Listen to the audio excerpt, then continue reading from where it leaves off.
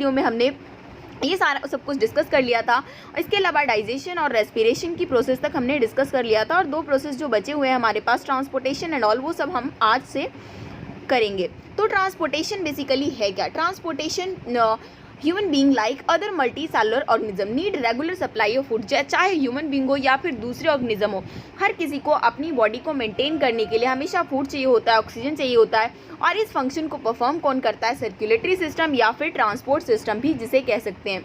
हमारे circulatory system अगर हम बात करें ह्यूमन बींग में, तो उसमें कंसिस्ट होता है heart, lymph and blood vessels. यहाँ पर आपको ब्लड सर्कुलेशन ह्यूमन हार्ट में किस तरीके से होता है उस चीज़ को जानना बहुत ज़रूरी है, क्योंकि आपके एग्जाम में ना हार्ट से तो एक क्वेश्चन डेफिनेटली है, चाहे वो किसी भी तरीके से पूछे, डबल सर्कुलेशन का पूछ ले या फिर नॉर्मल हार्ट का स्ट्रक्चर ही आपसे बनवा ले, तो किसी भी तरीके से ये क्वेश्चन तो आपका डेफिनेटली है। तो सबसे पहले जो ये डायग्राम बहुत ही बहुत ही ईजी वे में बनाया है, क्योंकि आप बहुत कन्फ्यूज़ हो गए जब आपको टीचर पढ़ाएंगी ना, या फिर उन्होंने पढ़ा दिया होगा तभी थोड़ी सी कन्फ्यूजन चल रही होगी, बट इसको देखने के बाद आई होप कि आपके पास कोई भी कन्फ्यूजन नहीं रहने वाली है। सबसे पहली बात, हमें पता है कि हार्ट में आपका जो आता है वो ऑक्सीजनेटेड ब्लड आता है, ठीक है ना। ऑक्सीजनेटेड ब्लड जो है सबसे पहले जाएगा लेफ्ट आर्टरियम में, लेफ्ट आर्टरियम से जाएगा लेफ्ट वेंट्रिकल में। अभी मैं आपको हार्ट का स्ट्रक्चर भी दिखाऊंगी और वहाँ से आपको पता चलेगा कि लेफ्ट आर्टरियम और लेफ्ट वेंट्रिकल क्या होता है। वैसे आपके स्कूल में इतना तो पढ़ाई दिया होगा कि हार्ट के स्ट्रक्चर के बारे में। उसके बाद वहाँ पे कनेक्टेड होता है अरोटा। अरोटा क्या करता है? इस ब्लड को पूरे बॉडी में पहुंचा देता है। बॉडी में पहुंचने के बाद ही तुरंत क्या हो जाता है? वो डीऑक्सीजनेटेड हो जाता है, क्योंकि हमारी बॉडी में हम खाना खाते हैं, कार्बन डाइऑक्साइड उससे क्या होता है? मिक्स हो जाता है। फिर वो वेना कावा की हेल्प से वो दोबारा हार्ट में वापस आता है, राइट आर्टरियम में आता है, फिर राइट आर्टरियम से राइट वेंट्रिकल में जाता है, और उसके बाद चला जाता है लंग्स में, जहाँ पर उसका फिर फिल्ट्रेशन होता है, और फिर से फर्दर यही सारी प्रोसेस चलती रहती है। तो इसके थ्रू आपको आई होप कि बहुत अच्छी तरीके से समझ में आया होगा। तो हम बात करते हैं डबल सर्कुलेशन की। तो double circulation, blood travels twice through the heart in one complete cycle of the body. मतलब एक पूरी जो साइकिल कंप्लीट होती है हमारी सर्कुलेशन में, उसमें से ब्लड क्या हार्ट में 2 बार जाता है। एक बार तो आपका लेफ्ट आर्टरियम लेफ्ट वेंट्रिकल की तरफ, उसके बाद राइट आर्टरियम में जब वो रिटर्निंग आता है। तो यहाँ पर जो डबल सर्कुलेशन है दोनों का नाम दिया गया है। फर्स्ट है आपका पल्मोनरी सर्कुलेशन, जबकि दूसरा है आपका सिस्टमेटिक सर्कुलेशन। पल्मोनरी सर्कुलेशन क्या है? Blood moves from the heart to the lungs and back to the heart. जो ब्लड क्या करता है? हमारे हार्ट से मूव करके लंग्स में पहुंचता है और दोबारा हार्ट की तरफ को बैक करता है। उस चीज़ को हम पल्मोनरी सर्कुलेशन कहते हैं। उसके बाद हमारा है सिस्टमेटिक सर्कुलेशन। इसमें blood moves from the heart to the rest of the bodies. इसमें क्या करता है? ब्लड जो है हार्ट से पूरी बॉडी तक वो पहुंचता है और उसके बाद दोबारा से हार्ट में बैक आ जाता है। तो ये सारी चीज़ें थोड़ी सी याद रखनी है। आपका हार्ट का पूरा स्ट्रक्चर है, थोड़ा सा टिपिकल तो होगा, लेकिन 1 से 2 बार प्रैक्टिस करोगे तो आई होप कि बना लोगे। पेंसिल से इसको आपको अच्छी तरीके से बनाना है, तब आपको आई डोंट थिंक सो कि कोई प्रॉब्लम ज़्यादा होने वाली है। तो ये देखिए आपका है, ये आपका लेफ्ट आर्टरियम हो गया, ये आपका लेफ्ट वेंट्रिकल हो गया। इनके बीच में वॉल्व लगे होते हैं। वॉल्व जो क्या होते हैं ना, जैसे ही ब्लड आता है तो इसमें बहुत ही हाई प्रेशर बनता है, जिसकी वजह से क्या होते हैं? वॉल्व्स खुल जाते हैं, और जिसकी वजह से लेफ्ट आर्टरियम से ब्लड जो है वो लेफ्ट वेंट्रिकल में चला जाता है। उसी तरीके से वेना कावा से यहाँ पर ब्लड वापस आएगा, और जब वापस आएगा तो सबसे पहले ऑफ कोर्स यहाँ पे पल्मोनरी वेल्व लगे होते हैं, तो सबसे पहले ब्लड जो आएगा राइट आर्टरियम में आएगा। उसके बाद वहाँ पर भी वॉल्व लगे होते हैं, हालांकि इनके नाम भी अलग अलग हैं। तो आपका अगर दिल करे बहुत ज़्यादा कि हाँ आप 11th-12th में साइंस स्ट्रीम में जाने वाले हो, तो ऑफ कोर्स आपको एक एक चीज़ अच्छी तरीके से करना चाहिए। बाकी सिंपल, आपको ज़्यादा दिखाने की ज़रूरत नहीं है। जब आप स्ट्रक्चर बनाओगे, मेन जो इंपॉर्टेंट है वो आपको एरोटा दिखाना ज़रूरी है। लेफ्ट आर्टरियम हो गया, उसके बाद लेफ्ट वेंट्रिकल हो गया, उसके बाद आपका राइट वेंट्रिकल, राइट आर्टरियम, इन सब चीज़ों को दिखाना जो है आपका थोड़ा सा ज़्यादा इंपॉर्टेंट है। और उसके अलावा वेना कावा, बस इस चीज़ को दिखा दो, उसके बाद ज़्यादा दिखाने की कोई ज़रूरत नहीं है, आपके मार्क्स फुल हो जाएंगे। अब हम बात करते हैं लिम्फ के बारे में। जैसे हमने सर्कुलेटरी सिस्टम पढ़ा था, तो हमारे ह्यूमन में सर्कुलेटरी सिस्टम में क्या है? ह्यूमन हार्ट है, लिम्फ है, और उसके बाद ब्लड वेजल्स है। तो ब्लड वेजल्स में तो आपके आर्टरीज और वेन्स थोड़ी देर में हम डिस्कस करेंगे। उससे पहले हम डिस्कस कर लेते हैं लिम्फ। लिम्फ क्या होता है? A yellowish fluid escape from the blood capillaries. तो ब्लड कैपिलरीज में एक क्या होता है? एक येलोइश कलर का फ्लूइड होता है। Blood capillaries into the intercellular spaces contain less protein. Blood से थोड़ा उसमें कम प्रोटीन होता है। Lymph flows from the tissues to the heart assisting in the transportation and destroying germs. ये क्या करता है? ट्रांसपोर्टेशन को असिस्ट करने का काम करता है। उसके अलावा बीच में जो भी जर्म्स आते हैं उसको डिस्ट्रॉय करने का काम लिम्फ करता है। उसके बाद ब्लड वेजल्स के बारे में बात करें तो आर्टरीज हैं और वेन्स हैं। आर्टरीज और वेन्स में डिफरेंस बहुत ज़्यादा पूछते हैं, इसलिए आपको करना है। उसके बाद इसमें एक्सेप्शन भी है, pulmonary artery and pulmonary veins. तो जो आर्टरीज होते हैं वो क्या करते हैं, carry oxygenated blood from the heart. Heart से क्या होता है, ऑक्सीजनेटेड ब्लड जो कैरी करने का काम है वो आर्टरीज करता है। लेकिन एक्सेप्शन कौन है, पल्मोनरी आर्टरीज, क्योंकि पल्मोनरी आर्टरी जो है ऑक्सीजनेटेड ब्लड कैरी नहीं करता बल्कि वो डीऑक्सीजनेटेड ब्लड कैरी करता है। इस चीज़ को आपको ध्यान में रखना है। उसी तरीके से अगर हम वेन्स के बारे में बात करें तो carry deoxygenated blood from the body part से लेकर हार्ट तक पहुंचाने के काम जो करते हैं वो सारे के सारे वेन्स करते हैं। लेकिन एक्सेप्शन है आपका क्या, पल्मोनरी वेन्स। पल्मोनरी वेन्स क्या करेगा, आपका ऑक्सीजनेटेड ब्लड पूरी बॉडी में पहुंचाने का काम करेगा। उसके बाद हम बात करते हैं ब्लड वेजल्स को हम डिस्ट्रीब्यूटिंग वेजल्स भी कहते हैं। क्यों, क्योंकि ये हार्ट से पूरी बॉडी तक पहुंचाने का काम करता है। जबकि वेन्स को हम कलेक्टिंग वेजल्स कहते हैं। क्यों, क्योंकि पूरी बॉडी से ब्लड कलेक्ट करके हार्ट को वापस कर देता है। ब्लड को जो अगर हम बात करें, आर्टरीज जो क्या होते हैं, थिक एंड इलास्टिक, बहुत ही थिक होता है। अब इसके क्वेश्चन भी आता है कि आर्टरीज जो होते हैं वो थिक क्यों होते हैं जबकि वेन्स इतना नहीं होता। क्योंकि जब जो आपका ब्लड है हार्ट से निकलता है तो बहुत ही हाई प्रेशर में निकलता है। तो अगर पतली सी अगर आपकी आर्टरीज होगी तो क्या होगा, फट सकता है। तो इस वजह से उसके जो ब्लड वेजल्स होते हैं थिक होते हैं और इलास्टिक भी होते हैं। और जबकि वेन्स के बारे में बात करें तो थिन होते हैं और लेस इलास्टिक होते हैं, इसमें ज़्यादा इलास्टिसिटी नहीं होती। आर्टरीज जो होते हैं आपके रेडिश इन कलर में होते हैं, जबकि वेन्स जो होते हैं ब्लूइश इन कलर। आप देखोगे ना, जो थोड़े पतले से लोग होंगे उनके वेन्स तुम्हें आसानी से देखने को मिल जाएंगे उनके हाथ पैरों में, तो आप आसानी से उसे देख सकते हो।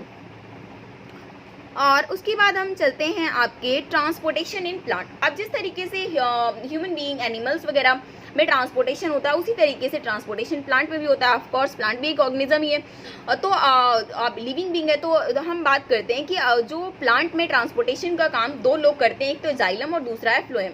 जाइलम का अपना अलग काम है, फ्लोएम का अपना अलग काम है। Xylem carries water and mineral, root से मतलब पौधे के जड़ से वाटर और मिनरल को लेकर पूरे जो प्लांट के पार्ट तक पहुंचाने का काम जाइलम का है। सिंपल सी बात है, जाइलम जो है ना वो नीचे से ऊपर ही सारा का सारा मटेरियल लेता है अपने रूट से और फिर पूरे प्लांट के पार्ट तक पहुंचा देता है।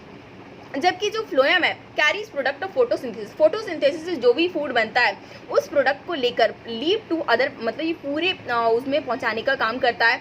यहाँ तक कि स्टेम हो गया, फ्लावर हो गया, हर किसी, क्योंकि आपको पता है कि फोटोसिंथेसिस की प्रोसेस तो लीव्स में होती है, लेकिन खाना तो हर किसी को चाहिए, प्लांट को जिंदा रहना है, तो ऑफकोर्स हर पार्ट को, तो वहाँ पे पहुँचाने का काम कौन करेगा, फ्लोएम। इसका जो CBSE का बहुत ही इंटरेस्टिंग क्वेश्चन है और पता नहीं उसको बहुत ज़्यादा प्यार है, ट्रांसपीरेशन और ट्रांसलोकेशन। इन पे क्वेश्चन वो पूछता रहता है बार बार कि क्या डिफरेंस है दोनों के बीच में। 2 नंबर का ही आता है, लेकिन बहुत ईजी है, आपको नॉर्मल एक बात पता है तो कोई दिक्कत नहीं है, नहीं है तो बहुत बड़ी बात है। तो ट्रांसपीरेशन क्या होता है, एक ऐसी प्रोसेस जिसमें प्लांट क्या करता है, अपना वाटर लूज कर देता है in the form of vapours. तो प्लांट करता क्या, पूरे दिन उसमें ट्रांसपीरेशन की प्रोसेस चलती रहती है। इसी वजह से आप देखोगे ना, आपके घर में गमले वगैरह होंगे, पानी डालोगे, बहुत सारा डालोगे, फिर वो बहुत जल्दी सूखने लगते हैं। क्यों, क्योंकि वहाँ पे ट्रांसपीरेशन की प्रोसेस कॉन्टिन्यूसली चलती रहती है। जबकि दूसरी है translocation, transport of food from the leaves to the different part of the plant is called translocation. तो आपको ट्रांसपीरेशन को ट्रांसलोकेशन से बिल्कुल भी कनेक्ट नहीं करना है, क्योंकि ट्रांसलोकेशन में जो ट्रांसपोर्ट हो रहा है वो किसका हो रहा है, फूड का हो रहा है। पत्तियों से लेकर डिफरेंट पार्ट में जो पहुँचाने का काम है, जो प्रोसेस है, उस चीज़ को हम क्या कहते हैं, ट्रांसलोकेशन। अब ह्यूमन बीइंग के जो लास्ट अगर हम बात करें लाइफ प्रोसेस में, तो उसमें है excretion. Excretion in human being, आपका यही इंपॉर्टेंट है। नेफ्रॉन का स्ट्रक्चर बहुत इंपॉर्टेंट है, तो उस चीज़ को आप बना के देख लेना। हालांकि बहुत टिपिकल है, बट स्टिल आपको ऑफकोर्स 10th में अच्छे मार्क्स लाने हैं तो आपको करना ही पड़ेगा। The process of the removal of the harmful metabolic waste from the body is called excretion. तो हमारी बॉडी से जितने भी हार्मफुल वेस्ट बचे होते हैं उसको बॉडी से जो रिमूवल कराने का काम करता है उसे हम क्या कहते हैं, एक्सक्रीशन। अगर हम बात करें ह्यूमन बीइंग के एक सेक्रेटरी सिस्टम में, तो उसमें क्या होता है, किडनी होते हैं, urinary bladder, ureter and urethra. तो इसको आप अच्छी तरीके से करिए क्योंकि थोड़ा सा इंपॉर्टेंट है, इस वजह से नाम भी आपको ऐसे देखने को मिलेंगे उल्टे सीधे, but you have to do. अब हम बात करते हैं process of excretion. Process of excretion का क्या है, renal artery bring in blood containing waste substance to the kidney. Artery एक आर्टरी है, आपने अभी हमने आर्टरी वेन्स के बारे में पढ़ा, तो आर्टरी में एक आर्टरी है जिसका नाम है रेनल आर्टरी। वो क्या करता है, ब्लड को लेकर आता है, जो भी इसमें वेस्ट सब्सटेंस होते हैं उसको लेकर आता है किडनी के पास। किडनी फिल्टर ब्लड, किडनी क्या करती है, उस ब्लड को फिल्टर कर देती है। Urine produced in the kidney passes through the ureter. अब जो भी यूरिन प्रोड्यूस होता है किडनी में वो कहाँ हो जाता है, पास थ्रू कर दिया जाता है यूरेटर के। उसके बाद urinary bladder where it is stored, जहाँ पर कि स्टोर रहता है जब तक कि रिलीज ना हो जाए थ्रू द यूरेथ्रा। अब नेक्स्ट हम चलते हैं मैकेनिज्म ऑफ यूरिन फॉर्मेशन। ये क्वेश्चन जब आपका आता है तो 3 to 4 मार्क्स का आता है और बहुत ही सीबीएसई का मान लो ये भी एक फेवरेट क्वेश्चन में से है कि मैकेनिज्म ऑफ यूरिन फॉर्मेशन की पूरी प्रोसेस आपसे पूछ लेते हैं। तो इसमें बेसिकली 3 स्टेप्स होते हैं। फर्स्ट होता है आपका glomerular filtration, second is tabular reabsorption and third is secretion. तो blood is filtered from the glomerulus into वुमेन कैप्सूल ऑफ द नेफ्रॉन। तो नेफ्रॉन का जब स्ट्रक्चर पढ़ोगे ना और जब इस चीज़ को देखोगे तब आपको मतलब कि आपको स्ट्रक्चर को देख के जब इस चीज़ को पढ़ोगे तो आपको पूरी बात अच्छी तरीके से क्लियर होगी कि ब्लड क्या होता है। ग्लोमेरुलस से वुमेन कैप्सूल में जाकर फिल्टर होता है। This filtrate passes through the tubules of the nephron, और ये फिल्ट्रेट फिर अगेन पास कहाँ पे चला जाता है, जो नेफ्रॉन के अंदर टिब्यूल्स होते हैं वहाँ पे चला जाता है। उसके बाद नेक्स्ट प्रोसेस क्या होती है, tabular reabsorption. Now useful substance, अब कुछ फिल्ट्रेशन के बाद भी कुछ यूजफुल सब्सटेंस रह जाते हैं like sodium, potassium, glucose, amino acids, उसे रीअब्जॉर्ब कर लिया जाता है बाय दी कैपिलरीज। जो कैपिलरीज होती हैं नेफ्रॉन के आसपास में, तो वो क्या करती हैं, ऐसे यूजफुल सब्सटेंस को रीएब्जॉर्ब कर लेती हैं। अब थर्ड और लास्ट प्रोसेस क्या होता है, सिक्रेशन का। यूरिया हो गया, extra water and salts are secreted into the tubule with the open up into the collecting duct and then into the ureter. उसके बाद जो भी कुछ बचता है, अगर हम बात करें यूरिया, एक्स्ट्रा वाटर, सॉल्ट्स, उस चीज़ को सिक्रेट कर दिया जाता है और एक वो कलेक्टिंग डक्ट में वो कलेक्ट हो जाता है।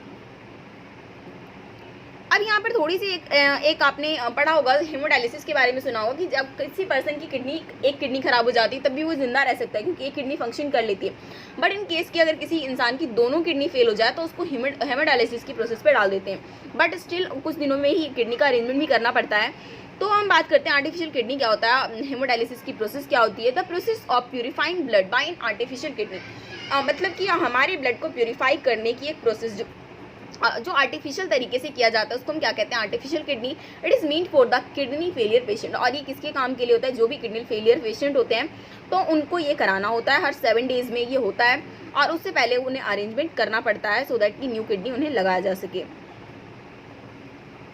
और अब आपके इस चैप्टर का जो लास्ट टॉपिक है that is excretion in plant. अब जिस तरीके से ह्यूमन बीइंग में एक्सक्रीशन होता है उस तरीके से प्लांट में भी एक्सक्रीशन होता है। प्लांट डिफरेंट स्ट्रैटेजी यूज़ करता है अपने एक्सक्रीशन के लिए, जो उसका डिफरेंट प्रोडक्ट होता है। अगर हम बात करें प्लांट में ऑक्सीजन, प्लांट के लिए ऑक्सीजन तो ऑफकोर्स एक वेस्ट है, तो वो क्या करता है, ऑक्सीजन और जो भी एक्स्ट्रा कार्बन डाइऑक्साइड हो जाता है उसे डिफ्यूज़ कर देता है स्टोमेटा के थ्रू। एक्सेस वाटर को वो रिमूव कर देता है ट्रांसपीरेशन के थ्रू। और plant can even lose some of their old part, जो भी उसके पुराने पार्ट्स हो जाते हैं लाइक पुरानी पत्तियां हो गई, बार्क ऑफ ट्री हो गई, तो उस चीज़ को भी वो अपने आप गिरा देती हैं। Other waste product like resins हो गए, गम्स हो गए, specially in old xylem cells which can also lost by the plant. और वो जो गम्स होते हैं और ये सारी चीज़ें हमारे लिए तो बड़ी यूजफुल है, बट प्लांट के लिए वो क्या है, वेस्ट है, और उस चीज़ को वो सिक्रेट कर देते हैं। Plant also secrete some waste substance into the soil, और यहाँ तक कि प्लांट कुछ अपने वेस्ट मटेरियल रूट के थ्रू मिट्टी में भी छोड़कर चली जाती है। तो ये एक्सक्रीशन की